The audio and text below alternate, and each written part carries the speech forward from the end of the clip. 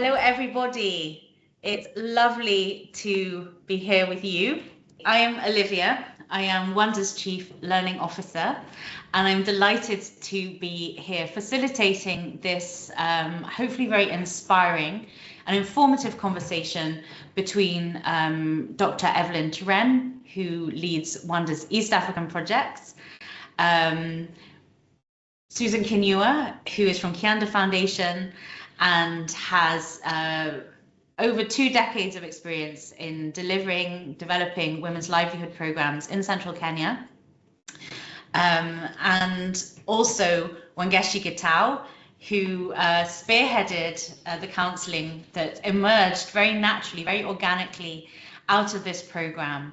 And we will go into a bit more detail in a little bit about what this program is that I am talking to. But first, I will tell you a bit about Wanda Foundation. So Wanda is a UK-based charity, because I know we have people joining us from many different countries.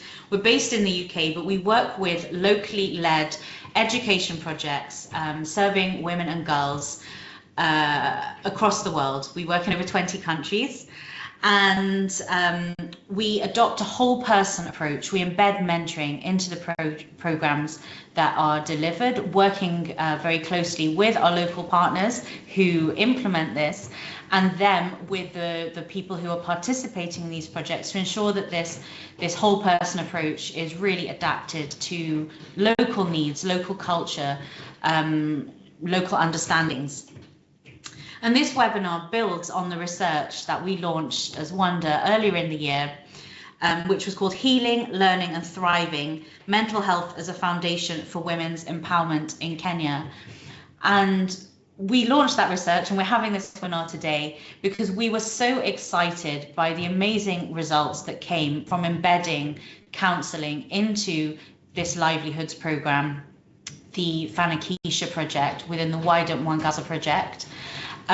We saw amazing transformation in women's lives, and their ability to harness the learning that was offered in that program and use it to transform their lives and their futures was fantastic. So I'm delighted that we're going to have this conversation here, hopefully not only to share our learning, but also as the first of other conversations. I know that there are people joining us who have fascinating experience yourselves, to delve deep into this topic and why whole person approaches to women's empowerment that include mental health, recognizing mental health needs and recognizing how that is a building block for long-term transformation is so important. So I would like again to welcome our amazing speakers, Dr. Evelyn Tiren, Susan Kinyua, and Wangechi Gitau. Sorry, I can see that Susan is in disguise. She's using Fenny's Teams link. But anyway, it is Susan, to have this conversation together. And as I mentioned to some of the people who registered, who arrived earliest, there is a Q&A at the beginning. Feel free at any point in time to ask a question. We will hopefully have 20 minutes at the end for your questions to look at those things. But if you feel inspired to ask a question at any point, please do add it in. So let's please start, Tiren, with you. Can you tell us a bit, please, about the Fanikisha project within the wider Mwangaza project? You know, what was it, who was involved, and what was the role of integrating counselling in that project? Thank you, Olivia, and good afternoon, good evening, and good morning, everyone, because I know we have different time zones here very well represented. So as Olivia said a little bit earlier, that we embedded counselling within a project called Mwangaza, and I'll explain that. Mwangaza simply means light. And this was a 3-year livelihood project involving rural women who were going through a livelihoods project, and had a total of 600 and exposed to that project, 200 women in a vocational training college. For us is a Fanikisha leadership program, as well as mentoring. So you see, it's a threesome approach in order to bring out the best in these women. And one of the things we discovered, and Susan will tell you later, that we actually had, this is a program that has been running for 20 years. It's only that counseling and mentoring was new. And once we started mentoring with the women, what actually happened is that we discovered many of the women had a lot of chronic stress. They've gone through grief. Others have gone through gender-based violence. Poverty is another thing where you don't even know whether there's food on the table. So what happened is that in as much as we're imparting knowledge on business skills, what we realized with time, we are only accomplishing up to a certain level because the woman is preoccupied by the stress levels that she has. And some of the issues were so complicated just to be handled in a normal mentoring conversations. And that's when we thought, okay, why don't we take it a notch higher and seek professional help and have counseling embedded within the program. Thank you, Tiren. And just for anyone who's kind of new to livelihoods programs or economic empowerment programs, can you just explain what it is? Because it's quite a standard model that is used across many parts of Africa. Yeah, and as you say, there's really nothing so unique about it. So with the livelihood programs, typically you'll have entrepreneurship classes being given to women. You'll have also vocational skill sets in culinary skills or craft skills so that women can commercialize those skills or simply just improve their lives within their homesteads.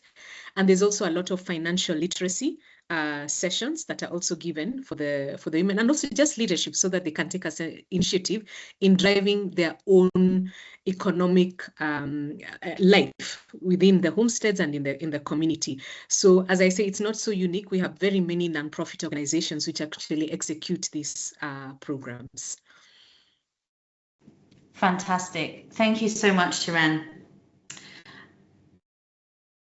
We've gone in a previous webinar into much more detail about the outcomes of the livelihoods program. But now delving into this bit about counselling and how counselling and recognising women's mental health needs became embedded in this project. When we started, mental health wasn't really something that the women were really talking about. It wasn't something that was naturally coming up in the conversations. And we've titled this webinar, Do African Women Really Not Talk About Mental Health? Because I think we discovered that that wasn't maybe as true as we thought. Susan, would you like to tell us a little bit about that? Is the fact that women don't talk about mental health a fair characterization, or is it actually a myth? Yeah, the women, African women talk about mental health all the time, only that they don't use the language we are used to hearing, you know, the professional terminologies that would expect. But otherwise, people always say, I'm stressed, I'm tired, I'm overwhelmed, you know, that kind of thing.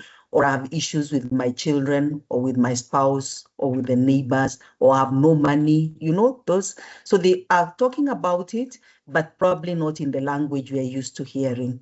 So yes, they do speak about it. Thank you, Susan. And Wangechi, you have more to add to this, and also about how, as Susan was saying, it wasn't that women weren't talking about these things, but people were not recognizing that what was being spoken about was mental health. Can you share a bit of your experience of that with us? So I was just concurring with what Susan was saying. Yes, women talk about mental health, not in the way and in the structure that we know mental health in the modern world. But definitely they talk about mental health. They get into those opportunities where they meet, when they're going to work, when they're in the office, when they're at home, and they're talking to each other about the challenges in their lives, about that child who is becoming an addict, about that child who has dropped out of school. They're talking about, you know, things that are difficult in their marriages and in their relationships. So they talk about mental health. And it comes very naturally to them because in the African culture, we are basically storytellers. We tell a lot of stories. And even when you're dealing with your issues, they don't necessarily need to say it's about me. They'll say, you know, a friend of mine is having a challenge with their child who is drinking a lot of alcohol, what would you do? But actually they're asking on their own behalf, because in those setups, sometimes they may not feel very safe. But yes, the modern woman in Africa talks about mental health. So, Tiren, you also have thoughts on this, and I think I would be correct to say that, you know, even at the beginning of the Fanikisha project, we didn't think, and you on the ground didn't think that mental health was something the women were talking about. So between these two things of, yes, women were talking about it, and actually hearing what was being heard, something changed. Can you kind of go into a bit more detail about that? Yeah, okay. I mean, picking from what Wangechi and Susan are actually saying, is that it's been there, and I think Susan will attest to it. It's something she has had for almost 23 years from having run this project last 23 years. But the part of the aha moment of because some of the problems really are not so unique because they're there over and over again. But I suppose it's a whole thing of the method in which it's even being handled.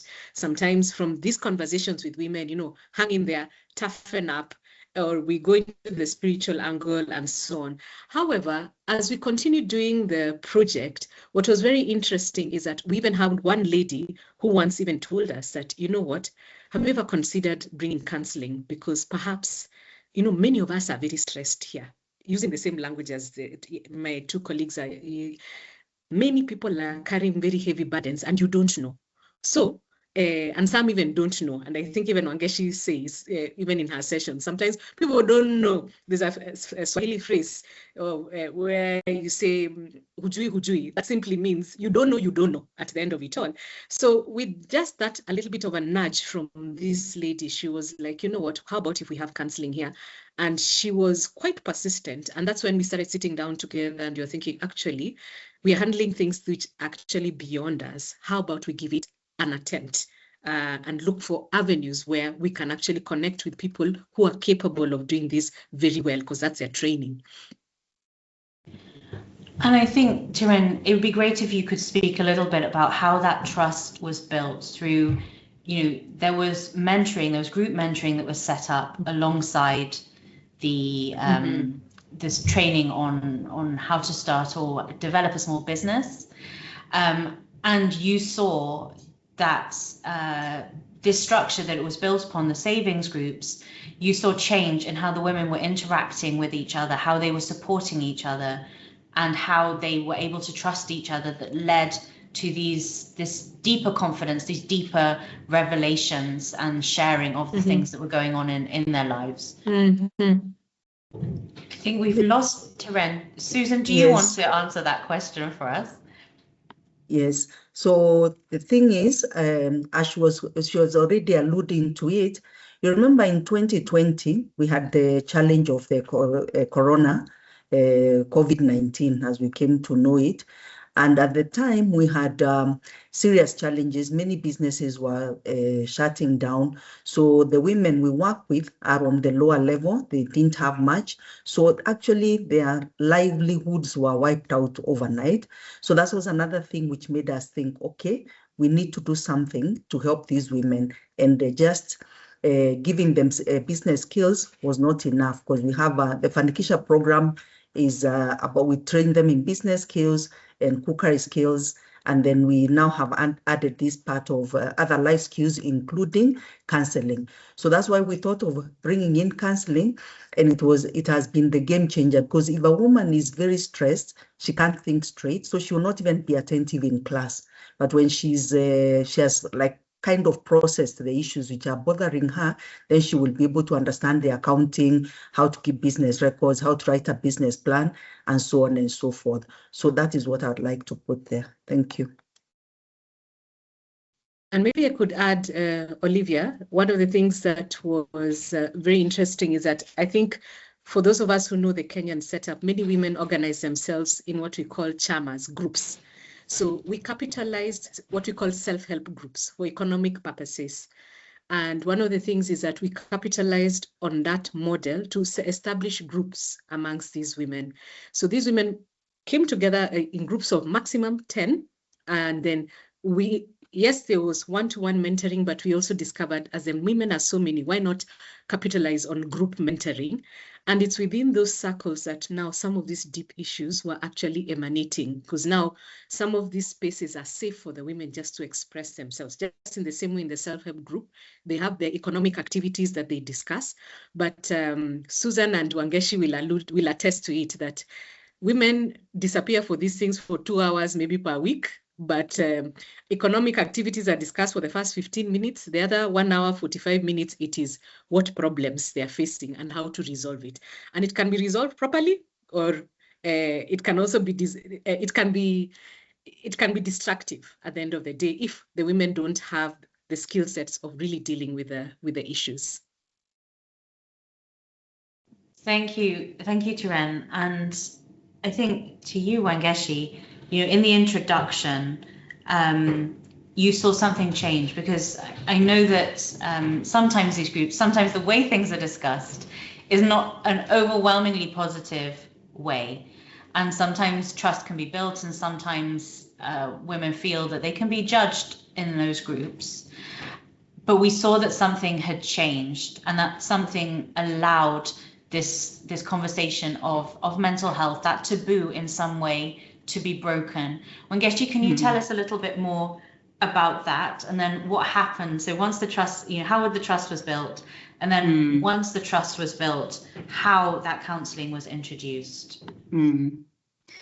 Thank you, Olivia, for that question. So yes, how we go about introducing the counselling is through group therapy. And how this works is that the women, first and foremost, we give them a talk, and we explain to them what counseling is and how it can help them. We also explain to them how group therapy works, and how by coming together, we can build a group, a community of women who can discuss their issues in a space which is safe and helpful to them. So we use the usual group counseling skills of psychology, where we make sure that when the women come into the group, we make sure that everybody understands the issue of confidentiality. So in the Fanikisha program, this was discussed, and every time we start a conversation, it is always the counselor's duty to just remind the women, you know what, everything we discuss here must be left here. What happens in Rome remains in Rome, and becomes like something they keep repeating. What happens in Rome remains in Rome. And everybody then, because they are dealing with such heavy issues, once you set the mood for people to start the conversation, to speak, you find that they don't even need a lot of prompting. So we started as a storytelling, but now you as the therapist, you're the one now to make sure it is not just a place where there's content that is given, but a process of healing that starts. So you as a therapist then knows to lead the conversation, to allow the people to open up, to allow the people to tell their stories, and then to draw in people to also support with their own stories. So this has happened to Wangechi. She is gone through grief. Has anyone else in this group probably suffered grief, and what did they do? And then they start the conversations and they share. Why does group therapy work? It works because there's that feeling of universality. I'm not alone. I'm not the only one who has lost a parent, a child. I'm not the only one who is in a bad relationship. The stories are universal. Many people are sharing the same struggles. And when we tell these stories, those who have been able to overcome their struggles are very happy to be useful in the conversation. That, you know what I did? ABCD. And then what that makes the other person feel is that, yes, I'm not alone, but the person sharing the information also feels I'm useful in this conversation. There's a feeling of self-worth, and that I am needed, I am useful in this conversation. So once that is built, then you find that even the interpersonal relationships between the women grow. I can tell you, like now there is a program we did, group therapy, and that group, they created a WhatsApp group, and that WhatsApp group, this is a year later, we are still in that WhatsApp group. And if someone drops off, you find people asking, why have you left the group? Come back. Because they want to continue with the conversations. They're always sending messages, oh, pray for this, or I'm going through this, and they're still sharing their stories many, many months after actually the group was closed, because they feel a sense of belonging. So in terms of why group therapy works, and this is something which happens, which has happened even in the Western world, it works because there's a feeling of catharsis. I have repressed so many emotions, and probably this is the first time in my life that I'm just letting myself say this thing. Especially when there has been sexual abuse in childhood. You've never told anyone this, and here you are, and you just say, you know, I don't even know why I'm saying this. I've never said it to anybody else. There's that feeling of relief from just letting go of heavy burdens that the women have carried over a very long time. So the work of the therapist is then to bring out the voices, but also to educate the women, you know, to help them through the process of healing, to suggest things they can do so that they can become better. So group therapy works because it's storytelling. It's our African style to tell stories, but also it's because everybody feels they're important, they are needed, and this space is safe and it is sacred. And I can tell my stories and no one is going to, you know, keep them, tell them out there. Thank you, Wangechi, for that. And it's so beautiful what you're saying about how, you know, when we can make people feel that they matter, when we have these communities that make each person feel that they matter, they are important, it leads to such powerful impact. But also, I want to underline and to go to you, Tiren, that you've spoken about it so easily about this building of community, but it actually wasn't as simple as it sounds. And, you know, to really share with other people that it doesn't have to be in communities that are already very close-knit, where projects like this are going to work. When Susan started this project, it was much more rural. It was a much simpler community.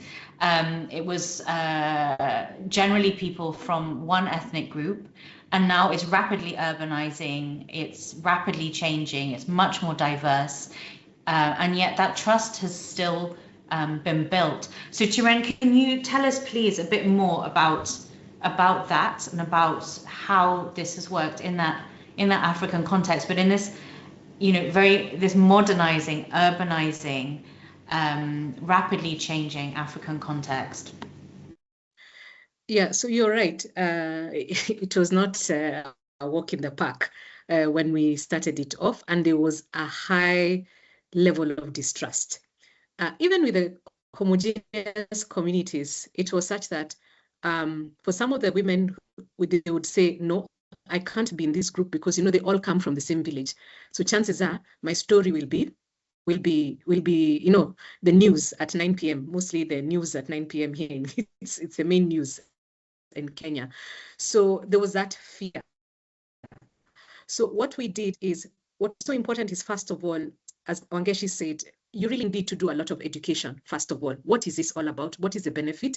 And the power of confidence. The confidentiality was repeated 1,000,001 times. Then the second thing we did, because of the issues that they had raised, and especially women from the peri-urban areas, it's every man for himself. People don't know each other, and the sense of community has been eroded. More than people who are in the rural setup. So one of the things, once they were aware what this is all about, the next thing for them to form their groups, we asked them to pick who they want to be with in the same group, giving them that freedom to select who they wanted. And on top of that, we gave them the freedom to select which person they wanted to be their leader, because also you need a leader to really coordinate everything. And the final thing is that initially, when they start these group activities, as staff, we were present to ensure that the interactions they have is what we expecting, such that when they made errors, even in how they were running their affairs, we were there, present to help them to understand, remember what we learned, remember the issue of confidentiality, remember the thing of being non-judgmental, because it's not easy for people just to lose out the habits they've been used to. So you call out those in a very empathetic, a very kind manner. And slowly by slowly, the women, as we were all involved in it, it's not that you're leaving the women to run their affairs by themselves. As you're all involved in it initially and would follow them up even in the village, then that trust is built slowly. That the women had the freedom of even changing groups when they were uncomfortable. Yeah. And I think that's really important. And Wangechi, I'd like to kind of move back to you, because one of the things in the conversations that we've had together has been exploring this idea of counselling. You know, is counselling an outside imposition? Is it something that is just completely a Western idea that has been introduced into Kenya and into other parts of Africa? You know, and I think you have quite a lot of thoughts on that based from your experience and how you've seen it work in practice. Okay, I must say in the African culture, counseling used to happen only very differently, because in the African culture, counseling was done communally in things we call rites of passage. So in every stage of your life, there is a kind of counseling that is done to help you through that particular stage of life. If you're moving from a young person to an adult, there is all that hullabaloo that happens, which gives the person some information on how they need to live their life. So it was communal, depending on the stage and age of the person. The other thing that it was very holistic. Everything in your life, nothing happens to the individual alone. The African culture is such that we belong to the community. And the idea of me as an individual is something new in the new Kenya, but traditionally and the way we've grown up, things used to happen communally. So even this counseling used to happen communally, and then it was preventative. We didn't come in to raise issues when they are gone wrong. We used to deal with them before they happened. So you're becoming a teenager. Before you start getting all those emotions and throwing tantrums, we will let you know that this is going to happen and this is how you will be expected to behave. So it was part of daily life. And the people who used to do it were the elders, the people who have more experience, and they used language, they used storytelling, they used songs, they used riddles, they used proverbs. And I'm saying that like it's a long time ago, but even today in Kenya, we still have rites of passage that happen in our communities. When girls are moving from moving into teenagehood, we have a rite of passage. Although now it is a lot more traditional and Christian brought together. They go away into a camp and they have these people who talk to them on specific topics, on how they're going to face challenges, what's going to change, how they are physically going to change, how their world is going to become different. And then they prepare for that. So that's how it was before. It was very communal, it was holistic, it was preventative, and it was part of everyday life. And there were specific people who had it. I like the idea of the African elder because they embody character, they embody integrity, they embody trust. So people come to you because of how you carry yourself as a person, and I'm willing to share my issue with you because you have that elder characteristic, and I can trust you, and I can share my stories with you. So even as we start counseling today, it is already something that has happened for generations, and it's something people are used to, and especially group counseling, because everything used to happen in the community, in a group. Even people who are getting married, they were prepared for marriage by those who have already been married before. It was a community conversation, and there were expectations that were set for the couple. I don't think much has changed. It's only that maybe now it is more individualistic, and it is more drawn towards the Christian teaching, if they're Christians, or the modern day counseling, which is very similar to what used to happen before. Yeah, so that's what I can say. Counseling is not new, it's not strange, it's very much part of our African culture. So with that in mind, Wangechi, have you been able, and in the stories that you have told in bringing women into this space as a counsellor, using those, the counselling things that you have learnt in becoming a professional, that you have been able to bridge that gap between the women's familiarity with certain forms of traditional practice and making up for lost time in what has been lost in things not being preventative, so that these women who've been involved in this livelihood program were able to patch up challenges that they were facing. Yes, we have been able to do that. And actually in the spirit of, the way we do it even in the Fanikisha program is, one, we do the psychoeducation. We teach them about specific everyday challenges that they might face. So even before we go into the group therapy, we've already told them about mental health. What is mental health? How do you know when someone is struggling with mental health? How does it look like? How can you help them? So it is more of an input, psychoeducation. There are specific topics we cover, and I think Susan can remind me if I forget some of them. We talk about mental health. We try to introduce them into the counseling world. Then we also talk about marriage and relationships, because we have discovered that most of the issues that women talk about are about their relationships with their spouses. And you know, there's a joke that it is not really a marriage, it probably is a situationship, because you're not sure if you're married or not, but you're living with this guy because you got pregnant, you got a baby, you got another baby. So you're living together and you're in what you could consider a marriage. So relationship is a major area. Then of course there is grief, because many people have lost many things. They have lost many people important people in their lives. So we also talk about grief. We talk about parenting, because most of these women are struggling not only with young children, but even adult children who have remained stuck in the home. 40-year-olds who are still living with their parents, and they're really creating hell for them.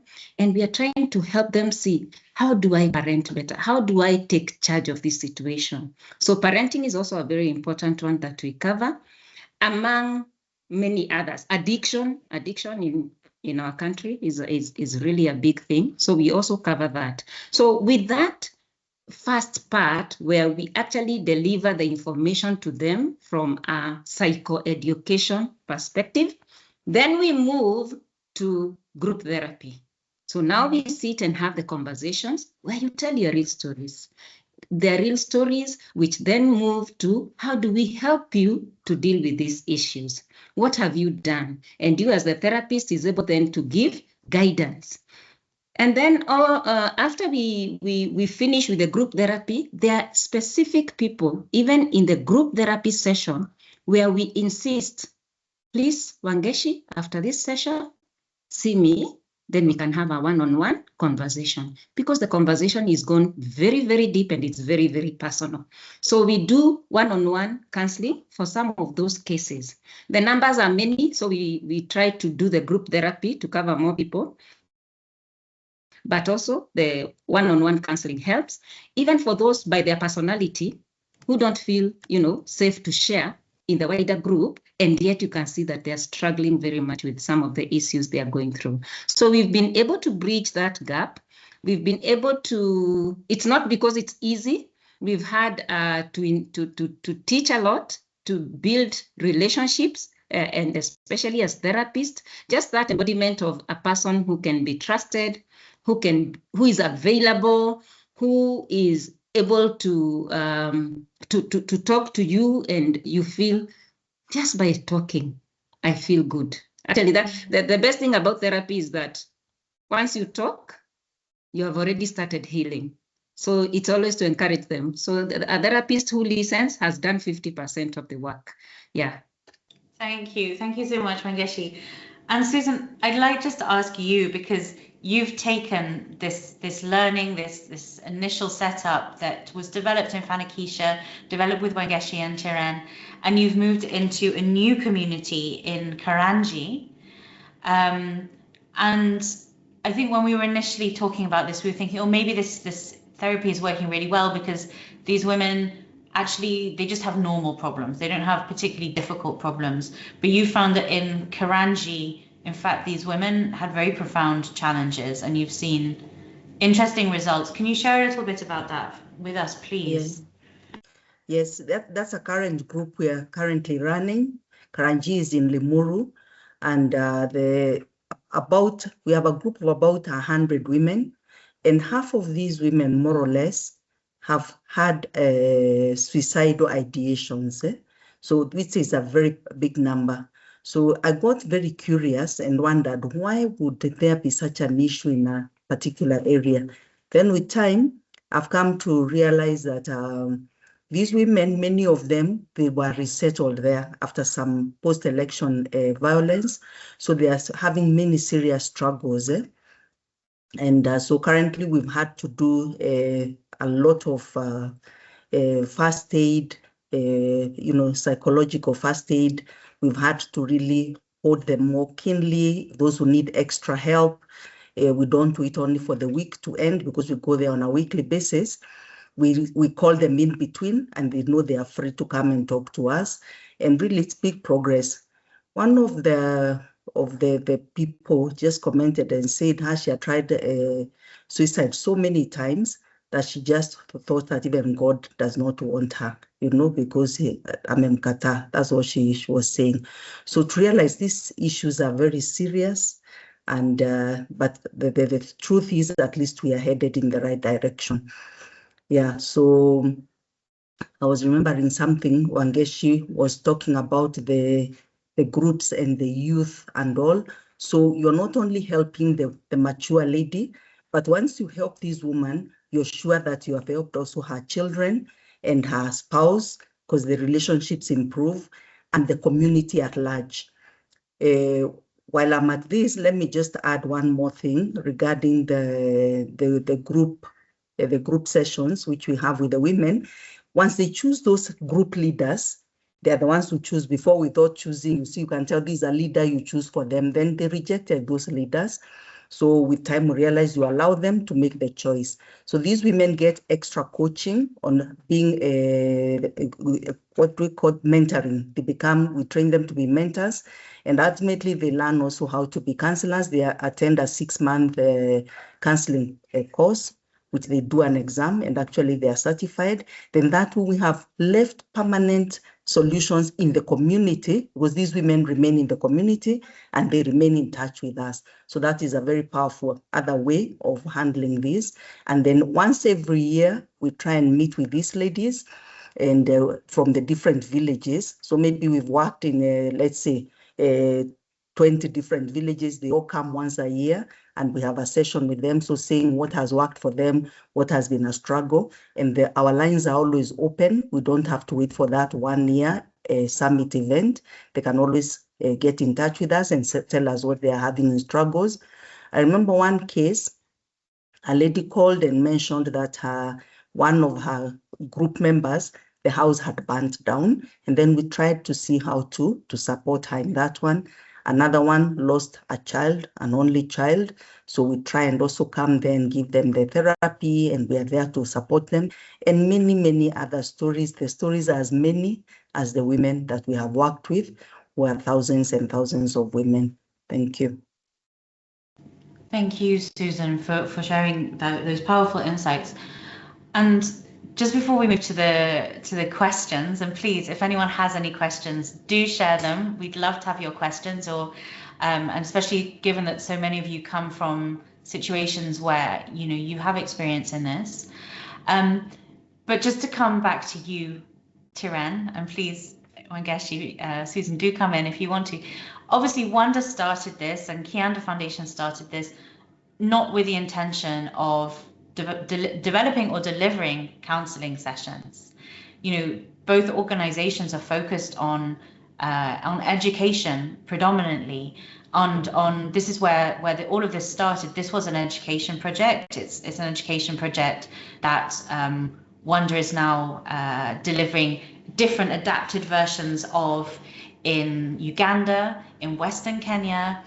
We've taken this learning to Nigeria, to the Ivory Coast. Hopefully it will go even further over time. But it started because we really wanted women to be economically empowered and have the best chance of that leading to their long-term ability to guide and manage their own lives, to be leaders in their own lives. Tiren, can you just explain how the counselling has really led to that, the learning being more powerful and that long-term change in women's lives? One of the things that and I think Susan can attest to this, is that some of the women who showed up even for our projects, it's not that they have not been exposed even to livelihoods projects before. They had. But one of the things we realized, because of the stress levels that they have, sometimes the learnings that they've had, they just don't implement it. You go back to what I call after the project is over, and that is because the mental health issues literally block the capacity for the woman to think, for the woman to plan, to think ahead. In fact, when you're busy talking about the session on goal setting, and you're telling somebody, think about your midterm or long-term goals, that woman cannot think about it when she doesn't know whether there'll be food over the table today. Another one, I think we've had so many cases, another doesn't even know whether she has a roof over her head today at the end of it all. So how can I be telling her to be planning for the future? So basically what I call the executive function skills of the brain are limited. And that is what helps us to really live up to our potential, the capacity to remember, the capacity to plan, the capacity to leave order, so that you're a better person. So yes, with the livelihood projects before, even with the years that Susan has worked, they've been amazing results. But what we see when mentoring and counseling is embedded within, I mean, the results, it's on a trajectory that really goes up very fast. So if anything, we get results very fast. But most important of all, the fact that the woman has offloaded that one thing that has been blocking her from planning, from thinking, and taking charge of her life, it's sustainable. And we've done, even last year, I think by the time we were doing the webinar on Mwangaza, we were actually interviewing women who had finished the program 3 years before.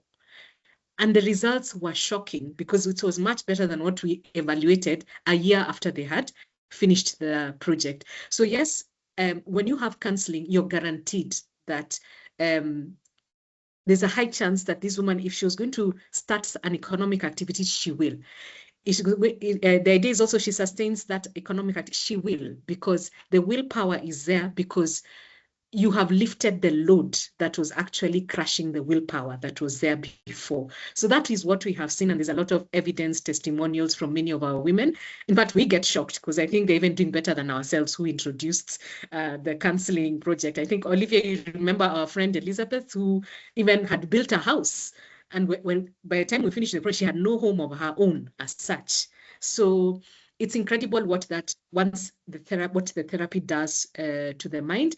And then why it is even more sustainable, it is the fact that we also have individuals in the community who will either help others to understand mental health or reinforce what has been learned for the group members that they have. So there's a very strong support system that helps the women live up to their potential. Thank you so much for that, Tiren. And we could talk about this forever because we've learned so much from it and we have so many beautiful stories. But I'd like to answer some of your questions. Do keep asking them, please. We have one here, which is for you, Wangechi, about the challenge, that often men are characterized as a key problem in women's lives, the source of many of their stresses and strains. But you've also said, Wangechi, that isn't we need to think of men as not simply the problem. Can you explain that a little bit more for us and kind of help us to think about how programs can be designed to really ensure that people can the best can be seen in people and everyone has the chance to thrive? Thank you for that question. I think yes, I mean, usually when you talk to women, the biggest married women or women in relationships and situationships, the biggest issue they have is their partner, their husband, their spouse. But when we get into the journey of counseling, the thing I've noticed is that it's really not the other person. It's more of me and how I feel about me that makes me then not be able to embrace the other person for who they are. So what do I mean? I know this story, and these have been testimonies from many women we've worked with. So you meet a woman in therapy or in the group counseling, and they're saying, me, I can't remember the last time me and my husband spoke, or when in my house there was laughter and people talk. We just sit. My husband comes home, I pass him his dinner, we switch on the TV, we watch, I tell the kids, let's go to bed. And it's just such a dull life. And then you challenge the person to think a little about what would you want? And they say, I want to be happy. How do you hope to be happy? And you challenge them. Probably it's you who needs to start doing the things you want the other person to do for you. And they start to do things for themselves, not even for the other person, even for themselves. Wake up, clean the house. If you're a housewife, most of them, actually, if you go to Kawangware, Kangemi, most of those women do small businesses, but they're usually at home and the men bring 300 shillings for dinner or for whatever. And the women then start to take control of their own lives, of their own happiness, by first even just taking care of themselves, taking care of their space, taking care of their children. And what happens? They start to get a sense of self-worth, self-esteem, usefulness. I am not just part of the furniture in this home. I'm a human being. And then they start to say, oh, I don't know why people are treating me so well. I think people are changing in my home. And I'm telling them, are you sure it's the people who have changed or it's you who has changed? And they realize, oh yeah, I think I wasn't also a very nice person. So yes, we say that it's marriage, but usually it's because probably we don't know ourselves.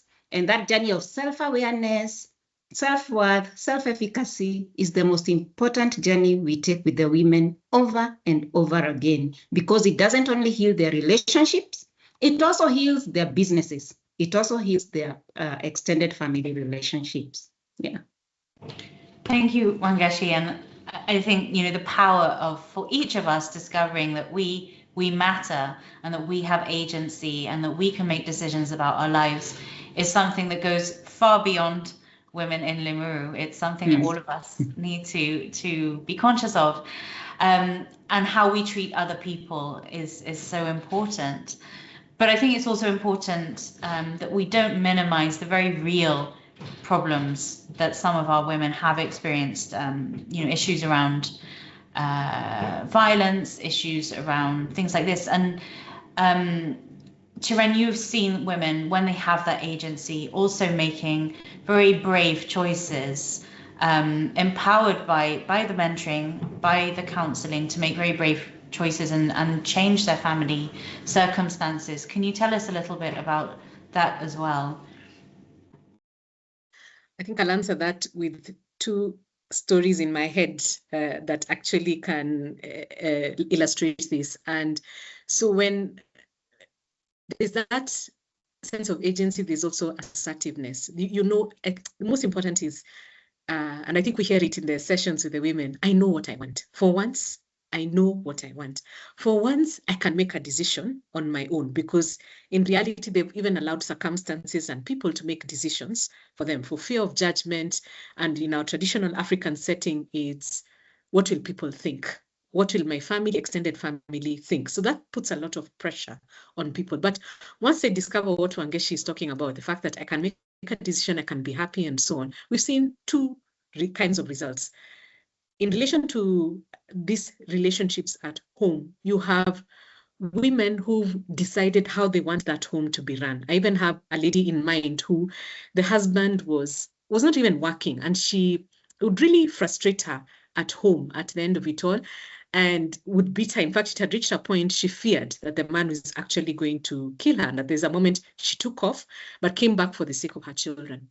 And the reason she came back is she remembered everything that she had learned. She remembered what her mentor has taken her through. And she was like, you know what?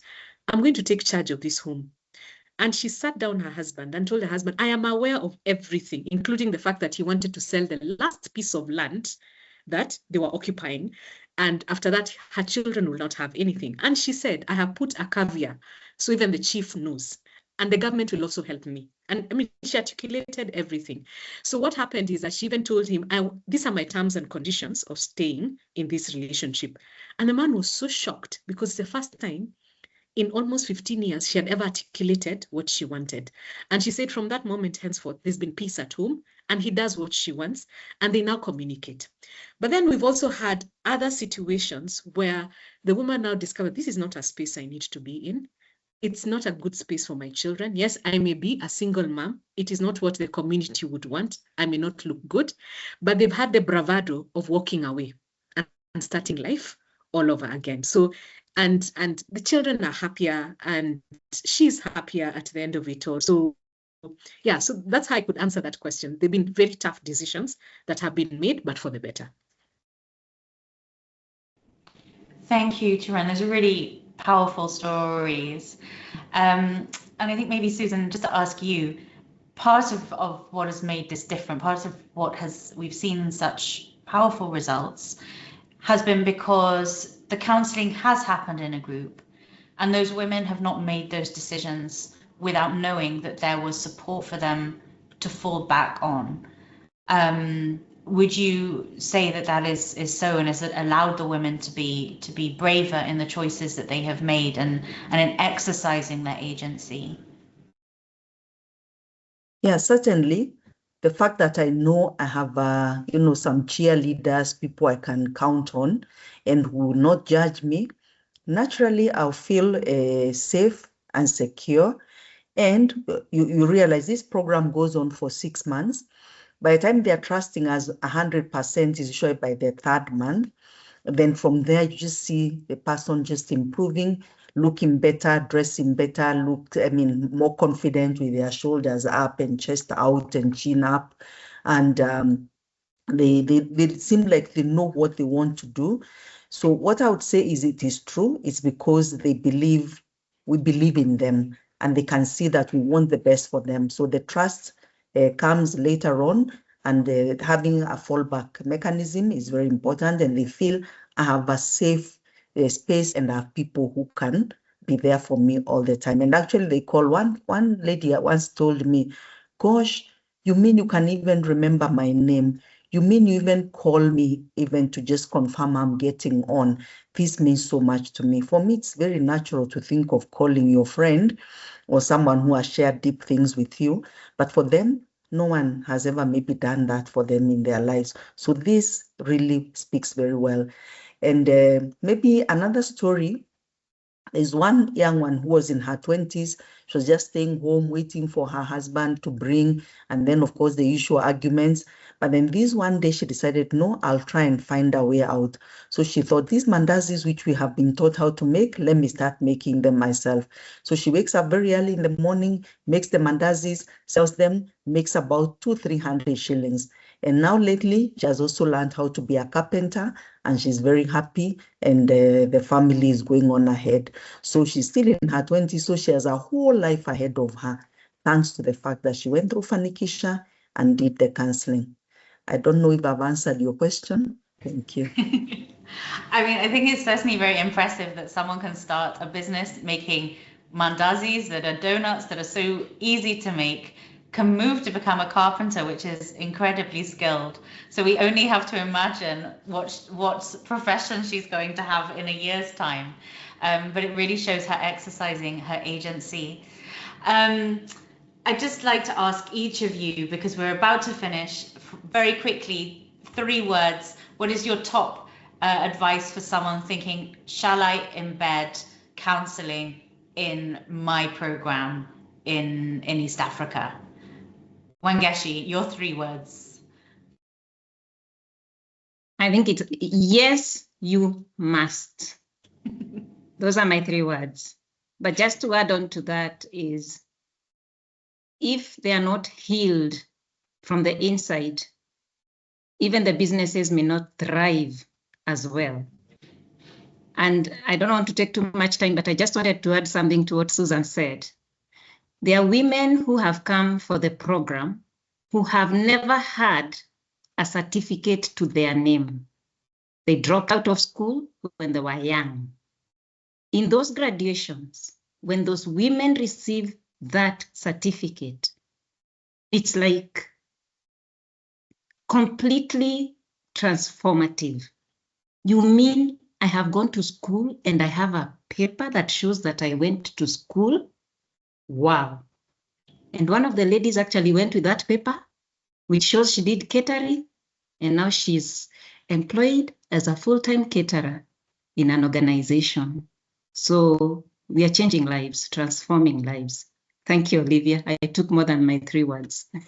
But I think you've summed everything up perfectly. Thank you so much, Wangechi. Yes, you must embed and introduce counselling. Yes, we must make sure that women's mental health is seen in order for them to thrive in education projects and have long-term success.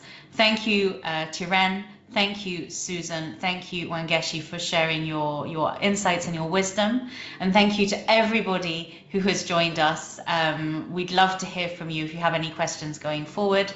Yeah, thank you very much for joining us. Bye. Bye. Thank you.